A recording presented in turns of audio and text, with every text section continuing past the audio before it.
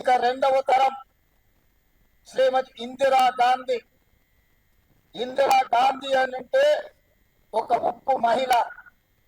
ఈ మహిళా స్ఫూర్తి ప్రపంచ దేశాల ముందు ఈ దేశాన్ని తలెత్తుకొని నిలబెట్టే విధంగా ఒకనాడు రాచరికాలు, రాజభరణాలు, జమీందారులు, జాగీర్దారులు, భూస్వాముల చేతుల్లో లక్షలాది కోట్లాది ఎకరాల భూములు ఉన్నప్పుడు అధికారం వాళ్ళ చేతుల్లోనే ఆయుధమై పేదలను హింసిస్తున్నప్పుడు ఈ దేశ ప్రధానమంత్రిగా బాధ్యత చేపట్టిన శ్రీమతి ఇందిరా గాంధీ గారు రాజభరణాలను రద్దు చేయడమే కాదు, భూస్వాముల దగ్గర, జమీందారుల దగ్గర ఉన్న కోట్లాది ఎకరాల భూములను ఆనాడు ఈ ప్రాంతంలో నిరంకుశ నిజాం సర్కారుకు వ్యతిరేకంగా సాయుధ రైతాంగ పోరాటం చేసి భూమి కోసం, ముక్తి కోసం, విముక్తి కోసం యుద్ధమే చేసిన పేదల కోసం భూ సంస్కరణలు తీసుకొచ్చి భూమి రాజుల దగ్గర ఉన్న,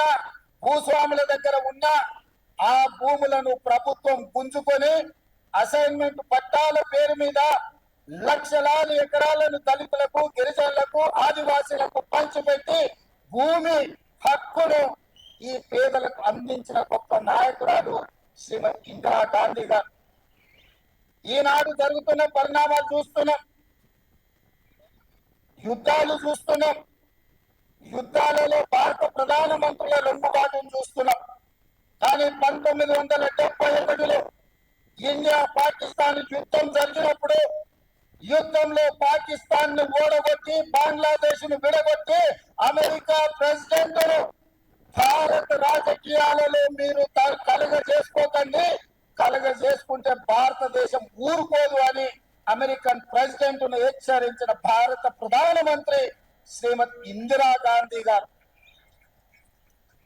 ఈనాటికి ప్రపంచ దేశాలలో ఈ దేశం యొక్క గొప్పతనం, గౌరవం, నాయకత్వ లక్షణాలను చాటి చెప్పిన ఉక్కు మహిళ శ్రీమతి ఇందిరా గాంధీ గారు.